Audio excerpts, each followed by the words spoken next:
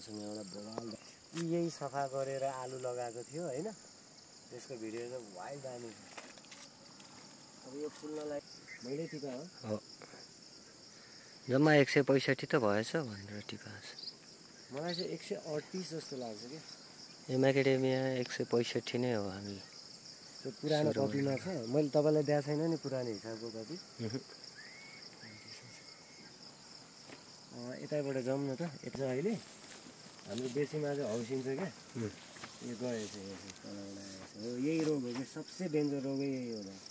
अनि यो रोग चाहिँ कहिले आउने रहेछ भने त्यो निमाटोड्स भन्ने हुन्छ नि किरा क्या हो। त्यो जमिनमा निमाटोड भएपछि चाहिँ यो डाइब्याक्सिन कस्तो राम्रो हुन्छ त। यसको भित्र क्या फिनिसिङ हुन्छ हेर्नु न। त्यो सानो फिस्टे चरा जस्तो हो।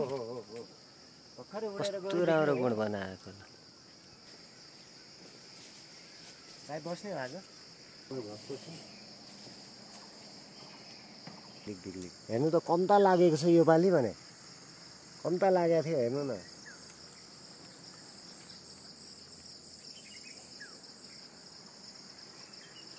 अर्कोचोटि बस्छ के दाइ तपाईँले त्यसलाई बस्या भन्नुहुन्छ अनि पहिलोचोटिको त बसेकै होइन। यसमा त पोहोर पनि लागेको थियो होइन। त्यही त पोहोर लागेको हेर्नु सेम हो। पोहोर यसमा कम लागेको थियो होइन। यसमा वाइल्ड लागेको थियो त्यसमा ऊ खोइ एउटै छैन भने नि हुन्छ त्यसमा। अब यसको हेर्नु यसमा कस्तो दामी छ त होइन रहेछ। एउटामै 20 वटा 15 वटा 20 वटा बस्छ। हेर्नु न यहाँ हेर्नु त्यो नभएको ठाउँमा हेरेर हुन्छ। त्यसमा त 25 वटा जति होला नि यसमा 1 2 3 4 5 6 7 8 9 10 11 12 13 14 15 16 17 18 19 20 21 22 23 24 25 26 30 35 ओहो मोटा भाइ यो नि पहिला हो। यसको नि 1 2टा छ यसमा नि।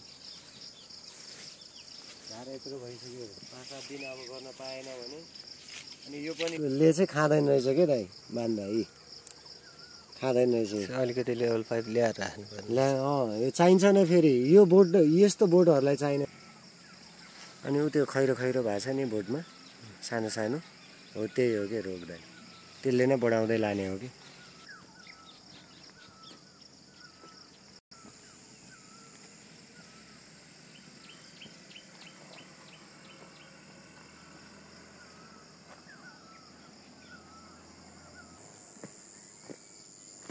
अलि समयमा फुल्दैन त्यो बोटलाई टुप्पो काट्ने हाँगा काट्ने गर्नुपर्छ क्या अनि बल्ल आउँछ। हाम्रो यो लगभग 155 वटा जति त छ जस्तो